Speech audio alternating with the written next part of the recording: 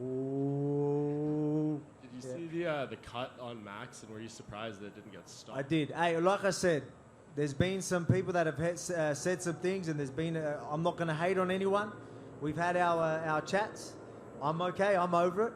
But some people needed to see that, and I hope you respect me now, and have me as a real champ now, because I know you've been sort of maybe not too disrespectful, but disrespectful enough. So hopefully I've changed your tone, and I'm happy to answer your question now. Yeah, well, that was never my intention. I tweeted out tonight that I think you're neck and neck with Kamaru Usman for #1 pound for pound. I appreciate it. Thank you.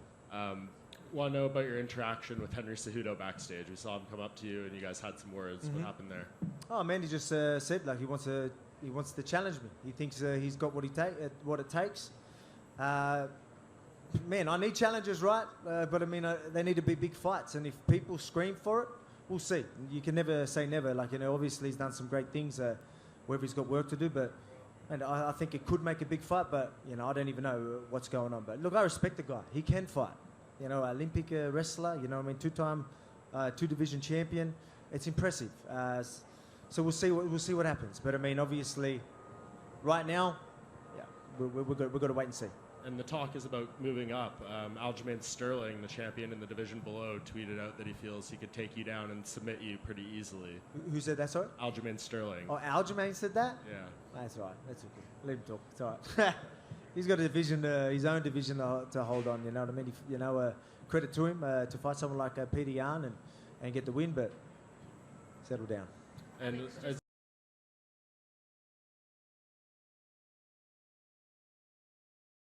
Is he? People are saying, criticizing you for your fighting style, but at the end of the day, it seems like your opponents get in there and kind of freeze up in front of you. I'm curious, what do you think makes them do that? Is it the sense of scale of the fight itself? Is it your movement? What exactly makes these guys sort of slow down in front of you? A mixture of all. I felt like the moment got to him, but he picked himself back up. I'll give it to him. He adjusted and picked his energy back up, and I feel like the moment and the skills, I feel that's what gets to them. And I said, this is an acquired taste to be under the spotlight. I can thrive under this bitch. I don't melt under the spotlight. I shine. So, yeah, I feel like it's a combination of everything. You said that you described this as an off night, though, and you've already said like how you think Jared's a good challenger for you. So when you can beat him, even though you're having an off night, does that give you confidence going forward, thinking like, well, even if I have an off night, I can still win? It's emotional, I know. Yeah. You're good, Oscar. That's why I like you. Mom? Thanks, Dad. Let me see. Gives me confidence. Going forward, yeah, I like the story. Like I've said this is my life is a movie. My life is an anime. Whatever. Like I'm facing a guy who's beat me in kickboxing, and now he's still chasing me because he knows I'm the king, and he wants to try and get that away from me. You guys see what happens when my back's against the wall, when I really have that pressure. I put pressure on myself, but when I have pressure put on me as well. So, yeah, I look forward to fighting him in that next fight. How soon, we'll find out. I need a bourbon and maybe a couple of shots, and I'll see how I'm feeling first. Israel in the front just right going off Sorry. You go. Oh, Sorry, you go. Leah. just going You're off next. just going off of that, you said that gives you pressure, knowing that you're going to be going up against Alex next and given your history. But does that give you that kind of fire? Being a champion, defending your belt for so many times, do you need that kind of extra fire to kind of keep you hungry as a champion? No, really. I was very hungry for this fight. I felt like this camp, you can ask Eugene, this camp was great. Even better than the last camp, because he asked me at the beginning of this camp, how are you going to make it better than the last one? But I don't feel like I need it. I'm just taking, tick, tick, tick, tick, 6 title defenses, and still on my worst night. So the next one, it's something interesting for me. Someone I fought before in a different code, and I get to show him what MMA is about, what mixed martial arts is about. And of course, you had a lot of respect for Jared going into this one. Yeah. What was the conversation like between you two? After the fight, we saw you both kind of. What did I said? Like, we're just showing respect. Like, we're two fighters and showing respect because we're both on here trying to put food on the table, set our families up. Yeah, and I just said, you know, I didn't like the speech of him saying, "Oh, I was broke," you know, after one of his fights, his recent fights. And I was like, I hope your management got you sorted for this fight. I hope they pushed for more money for him for this fight. Like I said, you guys are asking me, what am I doing for these fighters, for fighter pay, whatnot? I'm giving people opportunities. You know, I'm giving people opportunities to raise their pay, raise the bar. And also, yeah, so it was just me and him showing appreciation, and yeah, that was it. And then just final one from me. John Jones came out on Twitter. Fuck John Jones. Fuck John. I don't want to hear about that bitch. What are you going to talk about my nails for? He's just jealous and insecure as a fuckboy. He could never rock shit like this. He's a bitch. And also he said that he was backing... Fuck him. I don't really give a fuck what he thinks. Yeah, next. Okay, thank you. I have to ask you about your entrance. I was obviously with you. And as you said, last thing for me, you seem to know your body pretty well.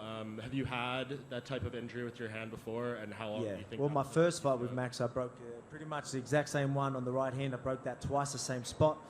And I'll be very surprised if it's not the same injury. Alex, just to the back here. Yep. Hi. You spoke about obviously moving up to 155. Charles Oliveira today sent out a message to Conor McGregor trying to get that fight done. You know, if that does happen, where does that leave you and your hopes for capturing the title at lightweight? Can Conor even fight yet? Like, I just, you know what I mean? Like, everyone's calling Conor's name, and they will always call Conor. But, you know, I won't take that serious till there's pen on paper and there's some real serious talks. But, again, let me see what's happening with this. It gives me time to see what's floating about and see what's happening. Maybe see what's happening in my division. Again, I want to be active, but if it's not opponents, maybe it's injuries that might slow me down a little bit. But other than that, I need to stay active, and I want that double champ status. And like I said, I can stay active enough, and I've proved that. No, what is it, 3 fights in 9 months? I just fought 3 months ago. Not many champions are doing that.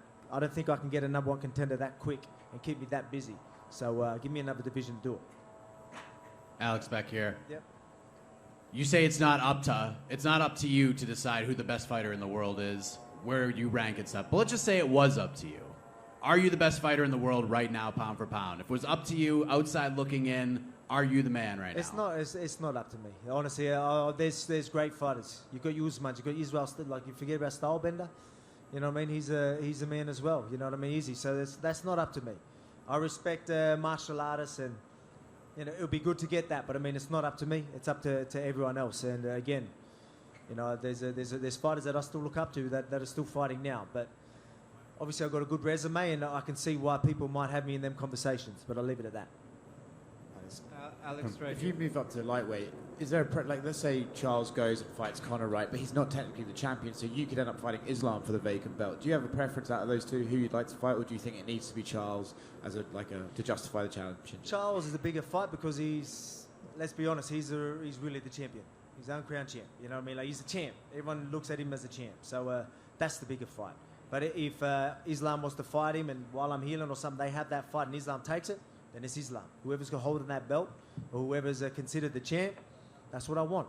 I want a nice shiny belt on both shoulders. So I want to even it out. You know what I mean? I already got a sore back sometimes. You know what I mean? From carrying this one belt, so I need two. Level me out. Is your intention to keep both belts and defend both titles at the same time?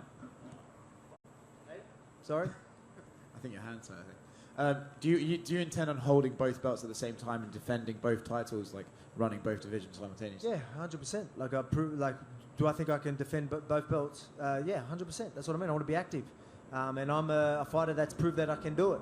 A lot of people are fighting, you know, once a year or twice a year. Like, you know, it's hard to consider them to be able to do that. But I just fought 3 months ago, and it wasn't like I'm just fighting anybody. I just fought Max Holloway 3 months after. I had to prepare straight away for Max Holloway. You know what I mean? Like, I'm obviously serious about staying active, so, you know, there's some credibility behind it. I have to ask you about your entrance. I was obviously with the Undertaker urn, the hat, the music. How did you get all that approved? And I know you said you were feeling dark all week, so was that just the theme? It just works. I don't know. Like, the theme for me, I'm an artist. It just works. I didn't plan on Vince and the Triple H and them being here. On Tuesday, I was chilling. Okay, so Wednesday nights when we wrestle, towards the end of the rounds, 12 rounds, towards the end, the last 3 or 4 rounds, I'll chalk on my playlist from YouTube, WWE Attitude, from the Attitude Era. I have like 20 different tracks from superstars I admire. and that would get me in that zone. And the Undertaker's theme was one of them. So as I was sitting down feeling it on Tuesday, it just made sense. And also, big shout out to the big shout out to the UFC production team, because they were really accommodating and just helpful to make it a show.